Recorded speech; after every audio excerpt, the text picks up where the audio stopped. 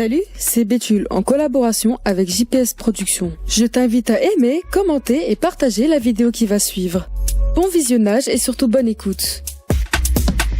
Salut, ça va ? Ça va et toi ? Ouais, ça va. Du coup, quel est le déclic qui a fait que tu t'es lancé dans l'humour aujourd'hui ? Eh ben en fait, j'étais petit, je me suis rendu compte que j'étais marrant, que je faisais rire les gens quand je racontais des conneries. J'avais tendance à imiter les profs et tout, et puis ma famille et tout ça. Et de fil en aiguille, en fait, je le faisais naturellement avant de le faire en tant que métier, quoi. Tu vois. Et du coup, en 2005, tu joues au Café Théâtre Tati à Marseille. Est-ce que t'as des humoristes qui t'ont plutôt inspiré plus que d'autres ? Les Inconnus. En fait, les Inconnus, ça a vraiment été le déclic où je me suis dit, ouais, c'est ça que j'ai envie de faire. J'avais 10 ans quand ça passait à la télé, 8, 9 ans, 10 ans. Et c'est vraiment ça qui m'a fait me dire, je veux faire ça, quoi.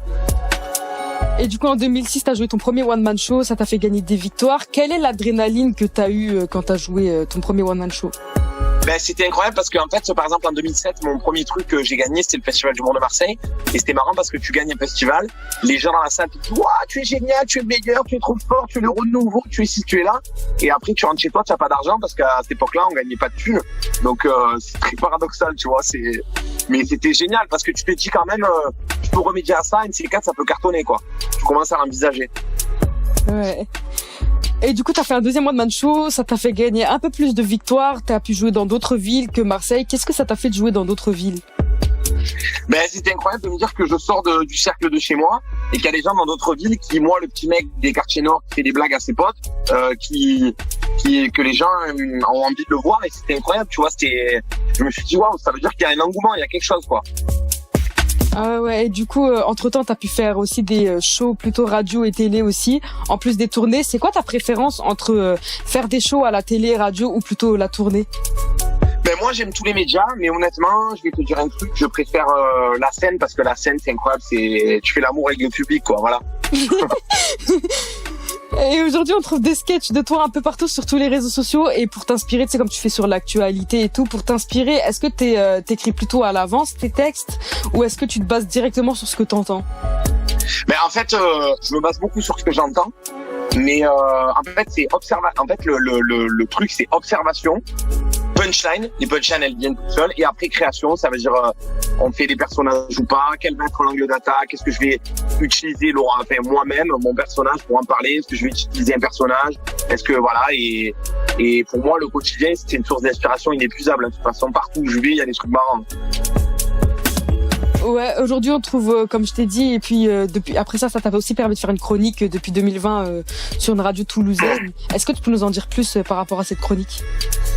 Oui, en fait, c'est Robin Bigot, l'animateur un des animateurs de la radio, qui m'a contacté l'année dernière parce qu'il aimait beaucoup ce que je faisais. Et il a eu la sympathie et la bienveillance de me contacter pour que je fasse une chronique. Et du coup, je me suis retrouvé à faire une chronique tous les matins. Et c'est génial parce que ça permet d'avoir du répondant. Parce que du coup, tous les jours, il faut que je me renouvelle. Tous les jours, il faut que j'écrive quelque chose de bon. Et jusqu'à présent, ça marche bien. Donc, c'est génial. Pour moi, c'est vraiment, ça m'évite de rouiller, quoi. Voilà. Et du coup, là, t'es en tournée jusqu'en 2022. Quels sont tes projets à venir après ?